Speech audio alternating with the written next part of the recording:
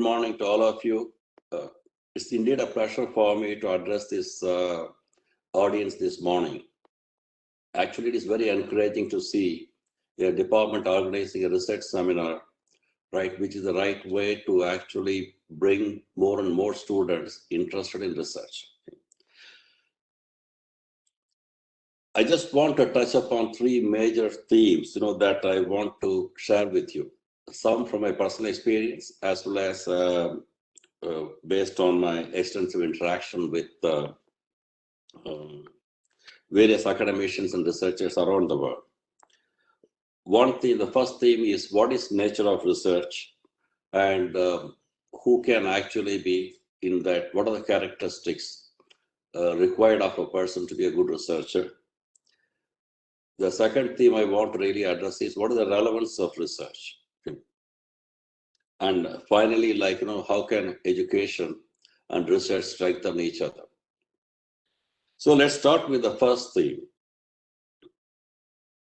Having worked in industry for nearly 10 and a half years, I went to do my PhD.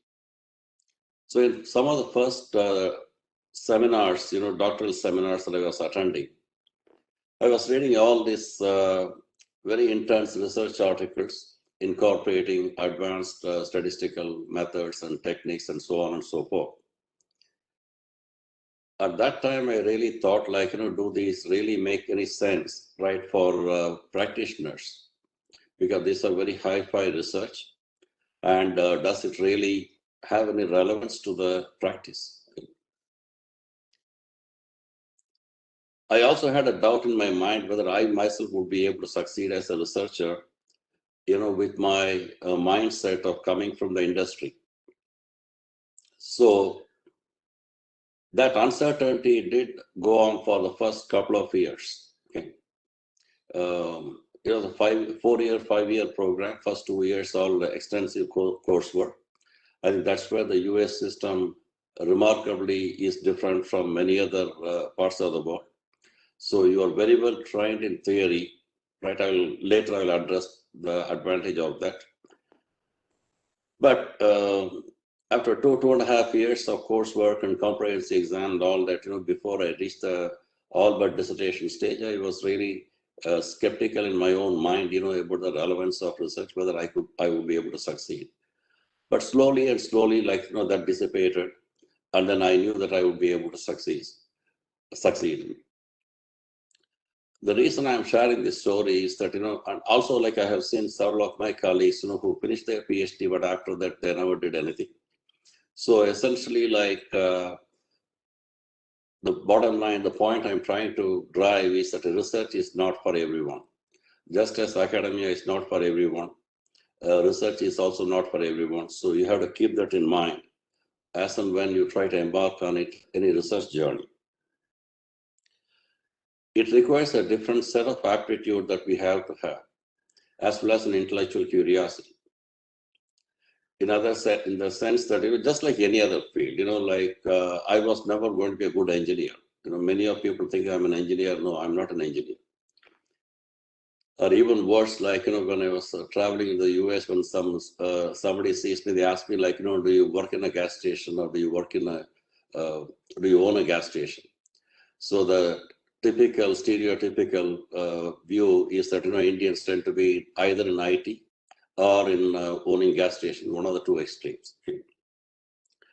But then when I told them that, no, I'm neither do I own a gas station, nor do I have nor am I in the IT industry, they used to really surprise, what do you do? Then I tell them, I'm a tenured professor here. It used to raise their eyebrows because you don't find too many, or either they are not aware that there are several Indian professors in the country. It requires a type of special aptitude, right, for you to engage in research. The next point is that, please also do not think that, what we call as the nerds, or the class toppers are the only ones who can really do good research. Okay? Most of the people that I have seen are never class toppers. A very interesting story that, there was a person in high school who was getting C's, right, in the US. But then he went on to become a famous doctor, okay, a specialist. So he was telling the story that, I used to be what they call C student in high school. No one would ever think, in India, you are a C student in +2, I can tell you that, your career is doomed. Nowhere you can go. But, those are possible there. So also do not think in your own mind that, if I'm not in the top 5% or 2%, if I'm a class topper, I cannot get into research, because that's why I said research requires a different set of aptitude in our mind. And that's why it is. Although research per se, most of us think that is a scientific process, I would also like to emphasize that it's more of an art than a science. Okay? Similar to medical field. Many people think medicine is science. No, medicine is not science. Medicine science, it has a foundations on science, but in reality, it is more of an art. Okay. I had to undergo several surgeries for a particular problem. Everybody was following the book. Whatever the theory says, that's what I have to do. And there was one final doctor who said, look, since you had this thing, I'm trying out a new different thing. And this should take care of it. And nearly after 20 years, that problem has not resurfaced. The reason I'm saying is that what he tried was, how do you identify that something is different, right? That's more an artistic endeavor. Okay. Similarly, even research, whether you do a commerce research or whether you do a natural science research or whether you do a research in a virology or whatever it is still an art, because it requires that level of abstract skills that we have to have. You also have to understand that, research per se is abstract in nature. Why do I say that? Is that many times, even in my own research papers and all that, okay, I have done the data analysis. Theory tells me this is what you should find. I find that, but then when you send it out, when I send it out for reviewers, some methodological issues kept coming back. Right, there are times when a couple of years I had to put the research work in the back burner and not really worry about it. Okay, thinking about I know that what the problem is, right, with the data or whatever it is, but I really don't know what the solution is. Okay, I know the solution is there right in front of my eyes in some form or other. Okay, but then I also realize that how do I basically decipher that solution or identify that solution. Okay. Sometimes it came to me nearly after 1.5, 2 years. Sometimes you're taking a shower and suddenly it's okay, why didn't I try this? Why not I do it this way? So ultimately, once I found out what the problem was there, right, then the solution was much easier for me to find. Many times it is also equally that we know the problem, but we don't know the cause of the problem or why it happens. It requires more and more persistence and effort on our part to really go through that, what you call the very fundamental problem once again with a fresh set of eyes. That's why I said both patience and persistence are important. If you are looking for a solution for a research problem that we really have, or that we really are trying to address, it may not happen. It may take quite a bit of time for us to find that type of solution or the answer to the problem. I would also say, to be a successful researcher, you have to be highly intuitive in your nature.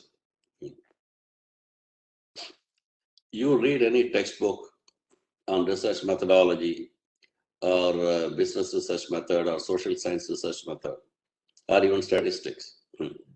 What the book tells you is that, okay, you go and do an extensive review of the literature, understand the theory well, develop your hypothesis, then you design a study to how to test the hypothesis, and then based on that, apply the statistical model, then, you confirm. This is the logical sequential step, right, of being a successful researcher as per the textbook. But I would also say that, where does intuition come into play here? The intuition comes into play because what type of research problem do you address? Okay, my approach is always the reverse. Okay, I know that I designed the study first, knowing intuitively, there is a literature that exists in this field. And I also know that I have not come across anything that, that has addressed this problem. And then I designed the study, collect the data, do the results, then go back, okay, now I'm going to start writing the review of the literature. Right? So it is more an intuitive process for us to really look into that. This was my very first paper, which I was presenting, with my advisor in the US. That was the first research. He collected the data, to be fair, I didn't do anything. So he just gave it to me and then said, the data is there, this conference is there, I want to send the paper to that conference. So analyze the data and tell me whether we find anything. So I really started doing the data analysis for him as a fresh doctoral student, as his teaching assistant, a research assistant. And I showed him, these are the results. And he said, that's fantastic, so I'm going to present the results. Then I asked him a question, I'm going to ask you this, this is very rudimentary, what do you call a very simple questionnaire that we gave, and then we are finding something. Now, will this really be accepted in a conference?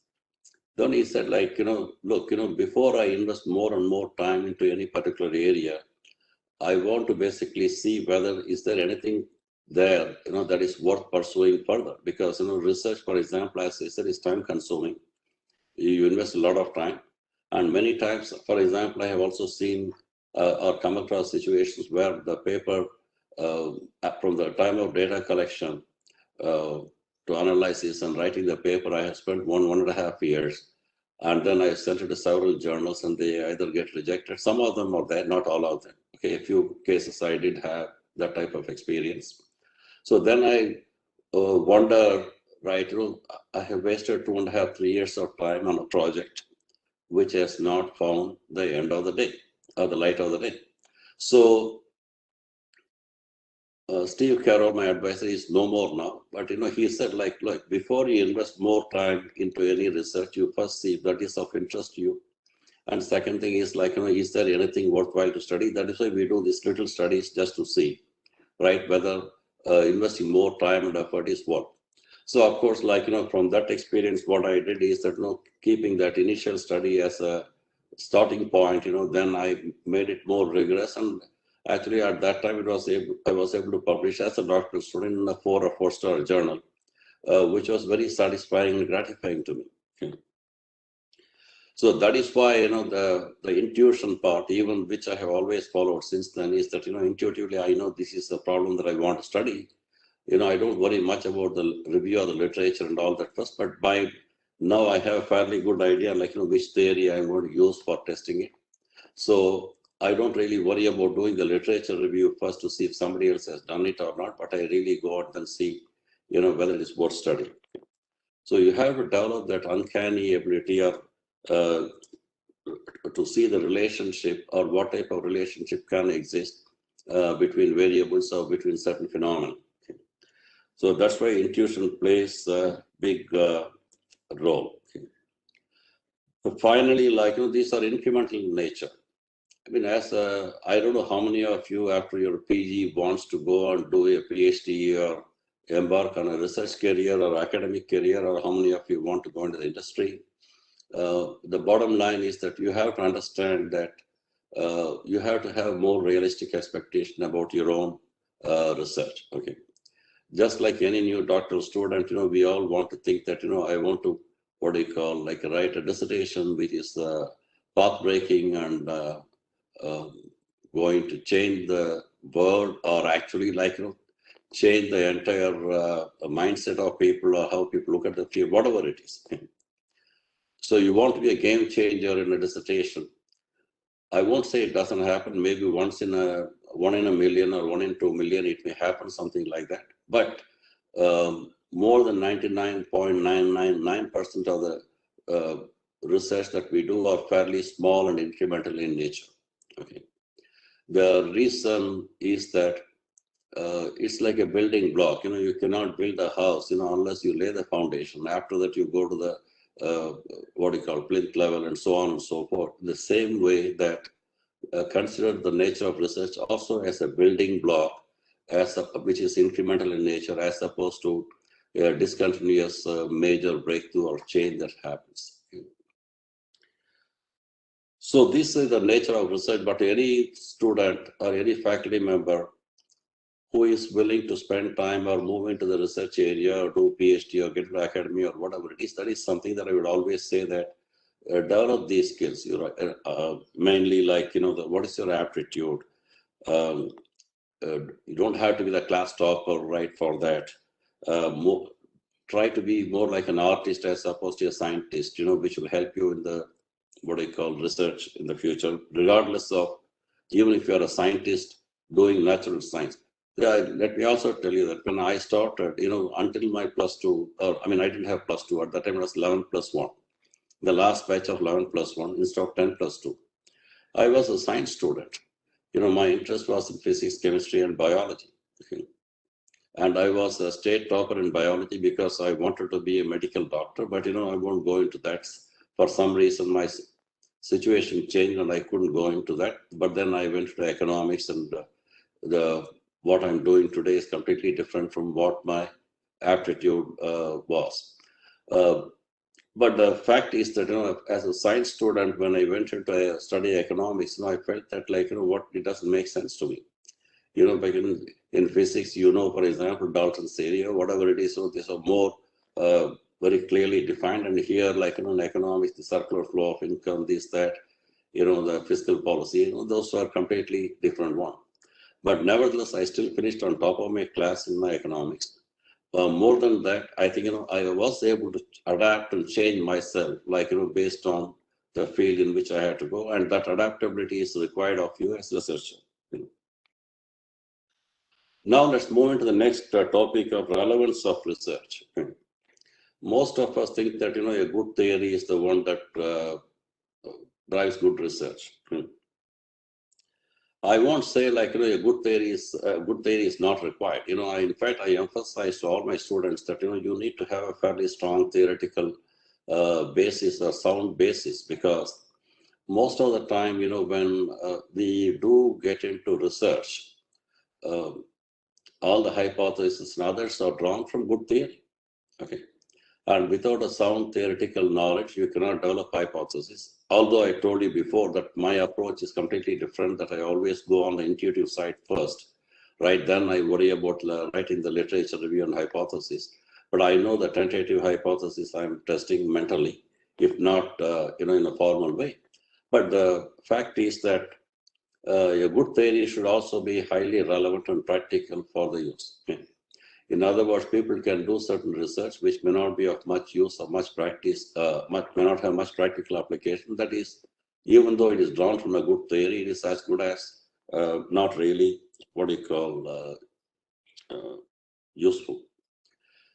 So this was also an experience. I had finished my PhD dissertation. I had written all the theses and everything. I had set my defense date, and Professor Marty Gannon, who was a PhD from Columbia University, was also one of my professors, and he was in my thesis committee, and very thorough and nice gentleman. So after I gave the thesis, I fixed up my date. Personally, I went to all the committee members and told them that, look, please, if there are serious issues with the dissertation or thesis, please tell me so that I withdraw my defense date and rework on it, because I was nervous like any other doctoral student. This was in the men's restroom. We were there. Then he said, you tell me something, what is the relevance of your research, to practical practice and all that.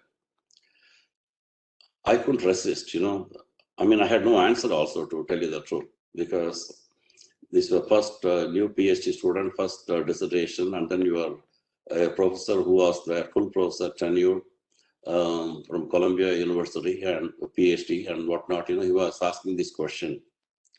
I had no answer. So I asked him, Marty, can I ask you a question in return? So he said, yeah, sure.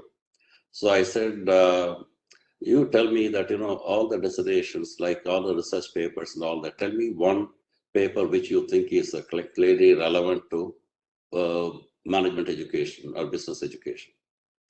So he basically said, like, that's a very valid question and a good question. So I reverted him with his question with another question. And by the way, please don't try that with any of those doctoral students here. Don't try that with your advisor or with your thesis chair, because in order to accept reality, it takes a different level of maturity, and probably it may not go well with some of the professors here. Like, oh, you are telling me that what I'm doing is not relevant. You could do that in the States, which is more egalitarian and in that sense. Okay.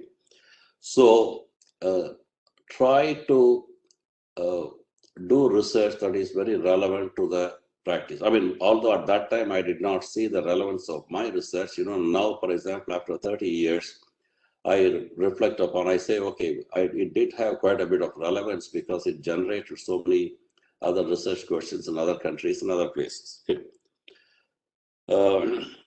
How do you identify what is a good topic for you to do research? It doesn't come from an extensive literature review or anything. Mostly if it comes from real life, day-to-day problems that we face. Okay. To give you an example, let's say in the corporate world, there are ethical dilemmas or ethical violations taking place, or somebody, for example, swindled money or whatever it is. That's a real life. You read that in Business India, Business Today, or Wall Street Journal, whatever it is.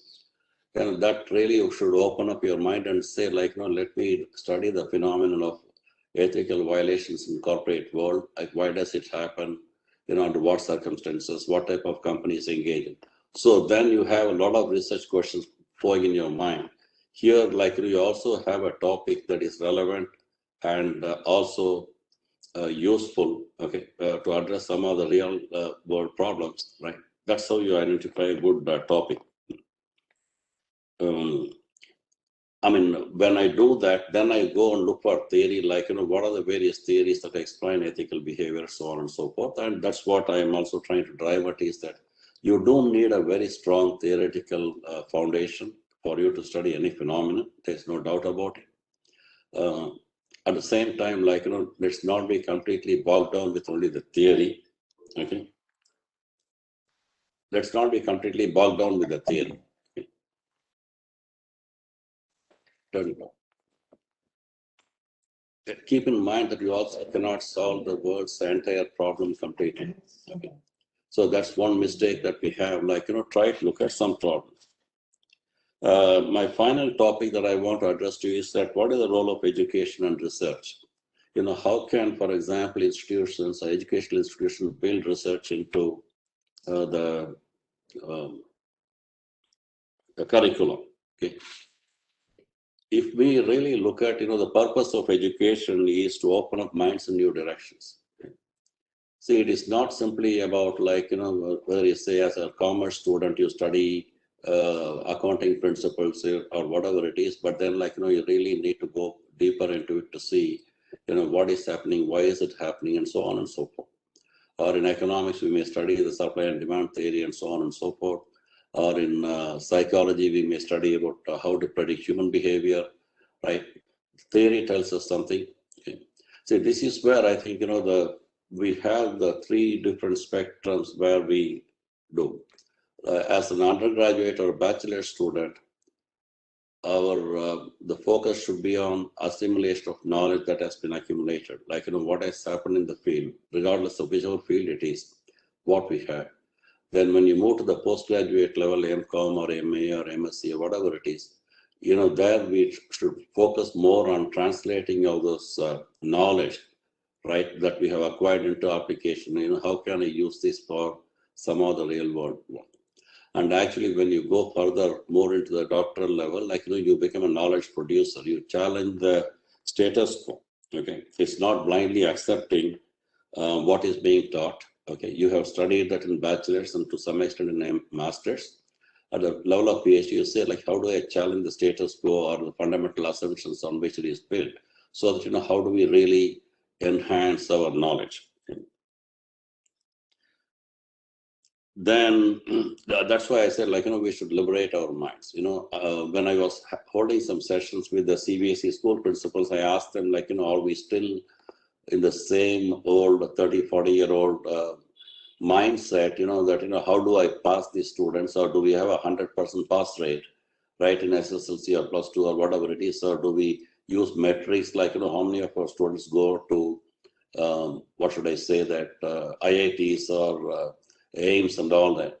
And they said, yes, that's still the same model that we are trying to follow. I think that mindset should change, right, where rather than focusing on some of them, I mean, they are important. I'm not saying that pass rate and, the future careers are unimportant. I think, that should not be the only end or goal for education. That should be one of the goals of education, right? With the broader goal being like, how do I develop a person into a holistic person with a liberal mind?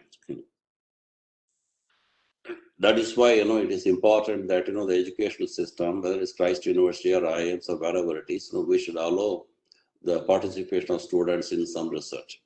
I think it may be a good idea, like, even if it is a pass-fail option or something like that, where a bachelor student or master student is asked to do a small thesis, a small research work, so that, like we create that type of mindset in the people, right? So that, that's a requirement for getting the degree, but not necessarily the only focus. The new educational policy 2020 also, for example, has, they are going to create a national research fund. I forget the amount, I think 10,000, 20,000 crores, something was mentioned there. I don't recall it straight away. So the whole idea is, at the policy level, when the government is trying to change the mindset of educational institutions, from that should trickle down how educational institutions, as educators, as professors, as teachers, you are in a position to change the mindset of the students that are studying, with you.